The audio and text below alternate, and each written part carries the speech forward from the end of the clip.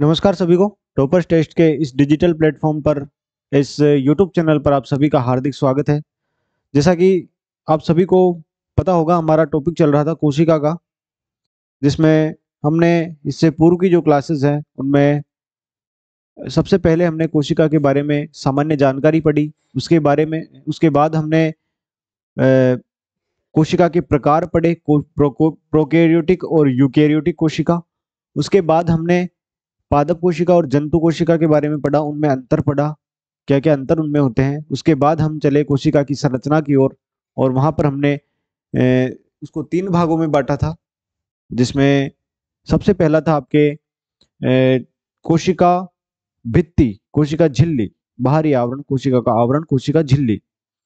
उसके बाद हम आते थे कोशिका द्रव्य की तरफ।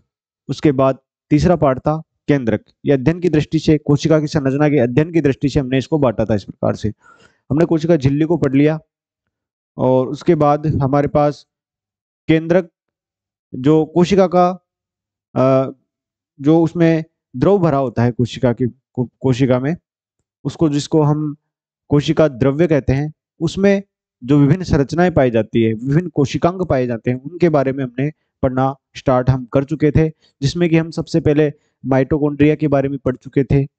उसके बाद हमने लवक पढ़ा था, लवक के बारे में हम पढ़ रहे थे। तो गोल्जिकाय हमने पढ़ लिया था। तो साथियों, लवक के अंतर्गत जब हमारी लास्ट क्लास थी तो उसमें हम लवक पढ़ रहे थे कि लवक जो है केवल पादप कोशिका में पाए जाते हैं, हरित लवक जो होते हैं, क्योंकि ये क्या करते हैं, प्रकाश संश्लेषण में जो पादप भोजन बनाते हैं उसमें पादप की सहायता करते हैं। तो यहाँ तक हमने पिछली क्लास में पढ़ लिया था। टॉपिक चल रहा था हमारा कोशिकांग था लवक। उसके अंतर्गत लवक जो होते हैं 3 होते हैं। सबसे पहला हरित लवक आता है, जिसमें कि सबसे इंपॉर्टेंट बात थी हमारे पास, मैग्नीशियम धातु इसमें पाई जाती है। डायरेक्ट क्वेश्चन पूछ लिया जाता है, ऐसा कौन सा कोशिकांग है, कोशिका के अंदर वो कोशिकांग बताइए जिसमें मैग्नीशियम धातु उपस्थित होती है। तो यहाँ पर आता है अपना हरित लवक। इसको कहते हैं क्लोरोप्लास्ट। इसको कहते हैं क्लोरोप्लास्ट। लवक को कहते हैं प्लास्टिड। और सबसे पहला था लवक के अंतर्गत हरित लवक। अब हम आगे चलते हैं।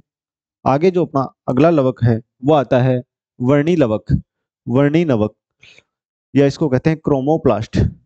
वर्णी लवक, वर्णी लवक, जैसा कि नाम से स्पष्ट है, वर्ण से बनता है। वर्ण, वर्ण को हम रंग भी कहते हैं।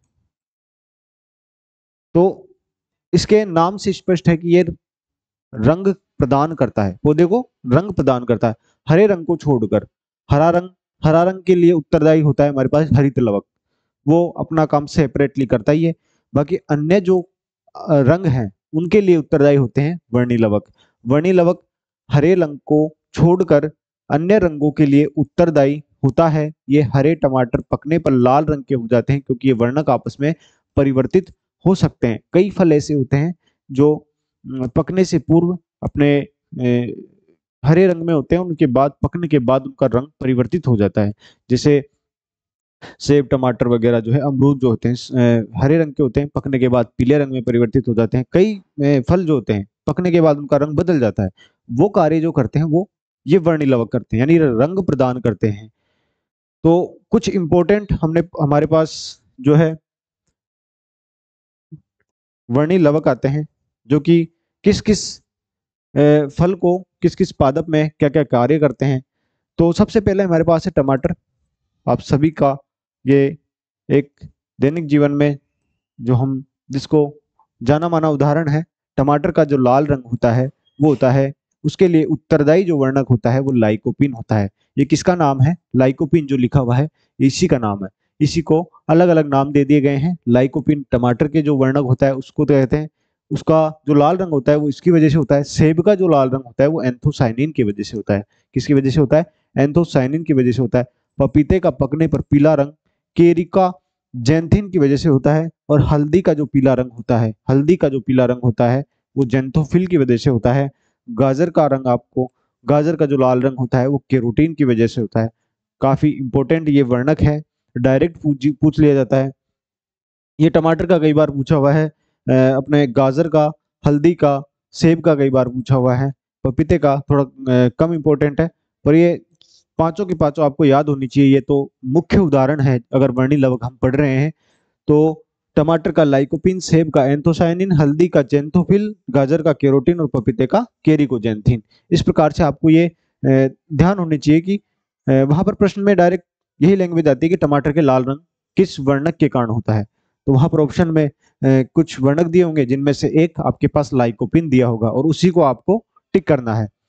तो इसके बाद हमारा अगला जो लवक के अंतर्गत, सबसे पहले हमने हरित लवक पढ़ा, फिर वर्णी लवक हो गया, और अगला जो है हमारे पास है अवर्णी लवक, जिसको ल्यूकोप्लास्ट कहते हैं। अवर्णी लवक या ल्यूकोप्लास्ट, तो ये रंगहीन लवक है। पहले वाले हरित लवक थे जो प्रकाश संश्लेषण में सहायक होते, जिनकी महत्वपूर्ण भूमिका थी। दूसरे वर्णी लवक थे जो कि नाम से स्पष्ट है, वर्ण प्रदान करते हैं, रंग प्रदान करते हैं। और तीसरे हैं रंगहीन है, यानी इनका कोई कलर नहीं है, जो पौधे के संचय अंगों में पाए जाते हैं। संचय अंगों में पाए जाते हैं। संचय अंग, संचय अंग क्या होते हैं? फली होते हैं उनके, जो जैसे आलू है उसका संचय भाग है पौधे का, गेहूं में गेहूं के पौधे का गेहूं का दाना जो है वो संचय भाग है, तो वहां पर ये पाए जाते हैं। ये पादप के उन भागों में पाए जाते हैं जो सूर्य के प्रकाश से वंचित रहते हैं, अर्थात जड़ों एवं भूमिगत तनों में पाए जाते हैं। भूमिगत तने जैसे आलू सूर्य के प्रकाश से वंचित रहते हैं। गेहूं जो होता है, गेहूं का दाना जो होता है, बाली के अंदर पेक होता है, तो वो उसका संचय दाना तो है, एक संचयी क्षेत्र है वो, वहां उसका जो पोषक पदार्थ है वो संचय होता है, लेकिन वो कवर होता है, यानी कि ये प्रकाश से वंचित होते हैं ये भाग, और वहां पर ये अवर्णी लवक पाए जाते हैं। ये संचय करने का कार्य करते हैं, संचय में सहायक होते हैं, इसलिए संचय वाली जगहों पर पाए जाते हैं। जैसे आलू है, आलू में और गेहूं में, गेहूं के दाने में ये वर्णक उपस्थित होते हैं। तो साथियों, लवक के अंतर्गत हमने पढ़ लिया, सबसे पहले पढ़ा हमने, सबसे पहला था हमारा हरित लवक। ये किसके भाग है तीनों? भाई मेन तो जो मुख्य हम पढ़ रहे थे लवक, लवक के हमारे पास तीन लवक पढ़े हमने। वर्णी लवक, और तीसरा पढ़ा हमने यही हमारा अवर्णी लवक। तो हरित लवक प्रकाश संश्लेषण में सहायक है, वर्णी लवक रंग प्रदान करने में सहायक है, और अवर्णी लवक संचय में सहायक है। तीनों ये एक शॉर्ट में मैंने आपको बताने की कोशिश की, प्रकाश संश्लेषण, रंग और अवर्णी लवक संचय।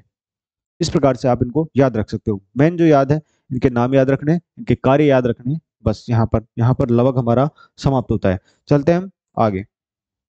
अगला जो कोशिकांग आता है हमारे पास, वो आता है अंतःप्रदवी जालिका।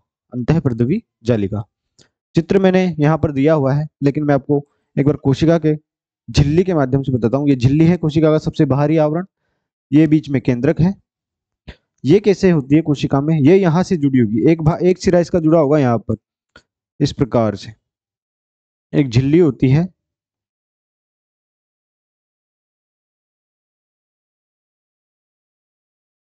और ये यहाँ पर एक सिरा जुड़ा होगा इसका केंद्रक झिल्ली के साथ, यानी कि इस झिल्ली के और केंद्रक के बाहरी आवरण को, दोनों को जोड़े रखती है ये।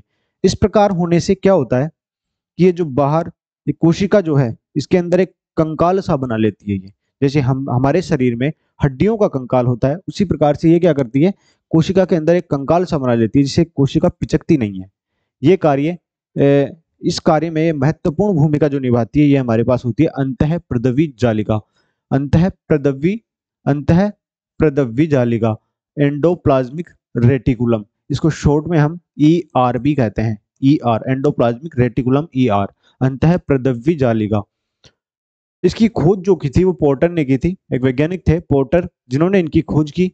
कोशिका के केंद्रक तथा कोशिका झिल्ली, जैसा मैंने बताया, ये कोशिका का केंद्रक हो गया, और ये हमारे पास कोशिका झिल्ली होगी। इसके मध्य सूक्ष्म नलिकाओं की जालिका युक्त संरचना होती है, जो एकल झिल्ली युक्त होती है, जो होती है हमारे पास एकल झिल्ली युक्त होती है।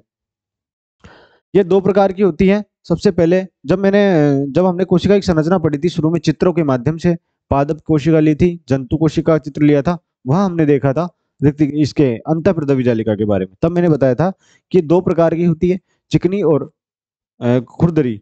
चिकनी किस वजह से होती है? क्योंकि इस पर पाए जाते हैं राइबोसोम के कण। तो चिकनी जो होती है अंतःप्रदवी जालिका, उस पर कण नहीं पाए जाते हैं, इस कारण वो चिकनी होती है।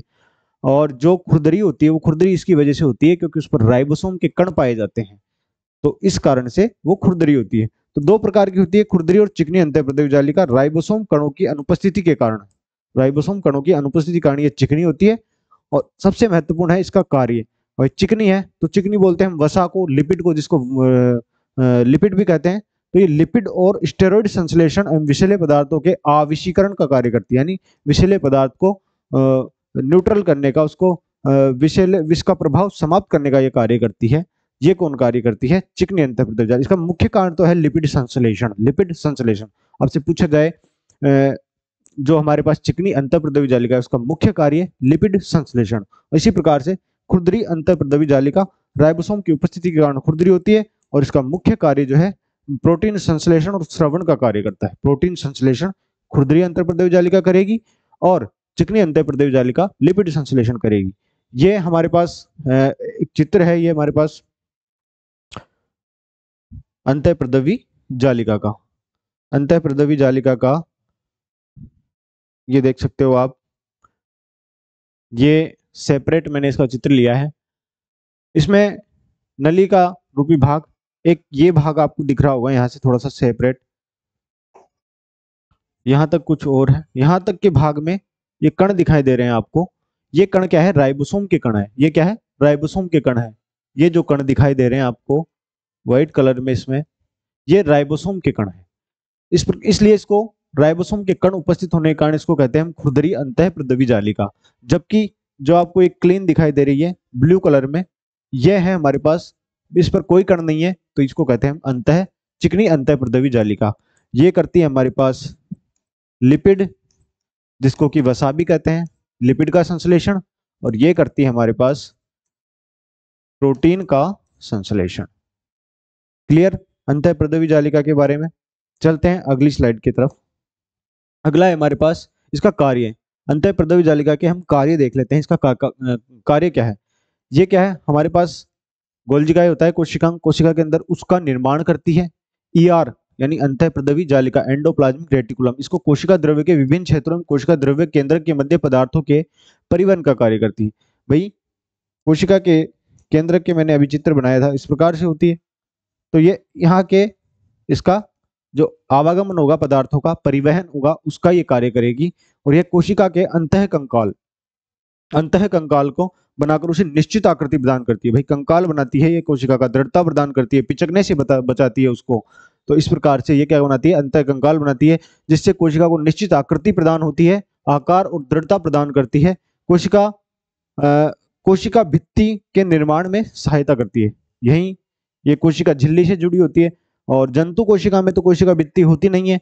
पादप कोशिका में इसके बाहर एक और आवरण होता है जो कि कोशिका भित्ति होती है, उसका जो निर्माण होता है उसमें भी ये अपना योगदान देती है। अगला है हमारे पास लाइसोसोम। अगला कोशिकांग जो आता है हमारे पास, लाइसोसोम आता है। इसके बारे में सबसे महत्वपूर्ण बात है, इसकी खोज डी ड्यूवे ने की थी, वैज्ञानिक ने, और इसे आत्मघाती थैली, वेरी इंपॉर्टेंट है, डायरेक्ट क्वेश्चन पूछा जाता है, आत्मघाती थैली, कोशिका की आत्मघाती थैली। ये सब चीजें मैं एक बार पहले बता चुका हूँ, जब हमने संरचना में केवल इनके चित्र देखा था कोशिका का, तब मैंने इनके बारे में थोड़ी थोड़ी जानकारी जो इंपॉर्टेंट है वो दे दी थी। यहाँ हम डिटेल में एक एक कोशिकाओं को पढ़ रहे हैं। तो इसको कोशिका की आत्मघाती कहते हैं। क्यों? क्योंकि ये कोशिका झिल्ली के फटने पर, इसकी जो झिल्ली है, लाइसोसोम होता है एक, ये इस तरह से, ये लाइसोसोम का चित्र है।